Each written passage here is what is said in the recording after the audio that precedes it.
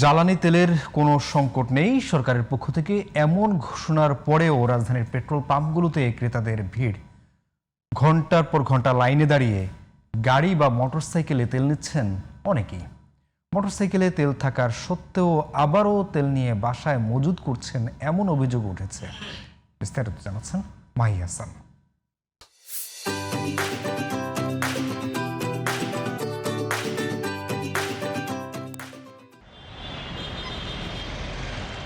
দেশে জ্বালানি তেল নিয়ে আপাতত কোনো সংকট নেই।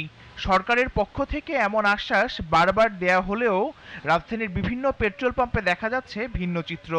শনিবার ভোর থেকেই পাম্পগুলোতে দেখা যায় মোটরসাইকেল আর গাড়ির দীর্ঘ লাইন। সামাজিক যোগাযোগ মাধ্যমে ছড়িয়ে পড়া নানা গুজব আর সম্ভাব্য সংকটের আশঙ্কা থেকেই তেল নিতে পাম্পে ভিড় করছেন চালকরা। লাইনে দাঁড়ায় যদি 1200 টাকার তেল পাই, আমার তো 200-300 টাকার গ্যাস গেছে। 3 ঘন্টা 3.5 ঘন্টার মতো লাইনে আছি, এখন মতো তেল পাচ্ছি না। সকাল 7টা থেকে দাঁড়ায় আছি এই কাটাবন থেকে, এখনো যে সিরিয়াল হাত পাইতে আছি না।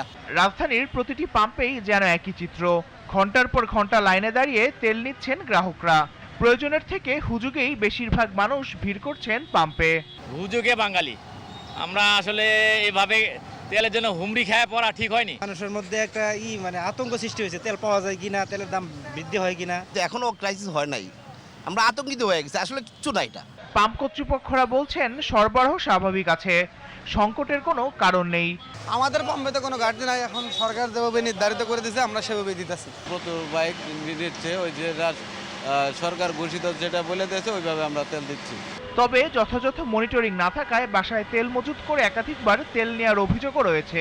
একজনে তেল নিয়ে মজুত করতেছে, ডিজেল নিয়ে মজুত করতেছে, আজকে ডিজেল শেষ। তেল পাবো না দেখে কিছু হুন্ডাওয়ালারা তেল নামাইয়া আবার সিরিয়াল ধরতেছে। সারাদিনে যদি আপনি রাইড শেয়ারিংও করেন 100 কিলোমিটার চালাইলে অনেক। আমরা সবাই পারি 200 টাকা করে 300 টাকা করে তেল নিয়ে চলতে, কিন্তু আমাদের কিছু কিছু লোক আছে যারা আপনার ফুল ট্যাঙ্কি করে বাসায় রেখে আবার আসে তেল নিচ্ছে। সংশ্লিষ্টরা বলছেন গুজব বা আশঙ্কা থেকে একসাথে বেশি তেল সংগ্রহ করলে সাময়িক চাপ তৈরি হতে পারে সরবরাহ ব্যবস্থায়। তাই আতঙ্ক না ছড়িয়ে স্বাভাবিকভাবে তেল সংগ্রহের আহ্বান তাদের।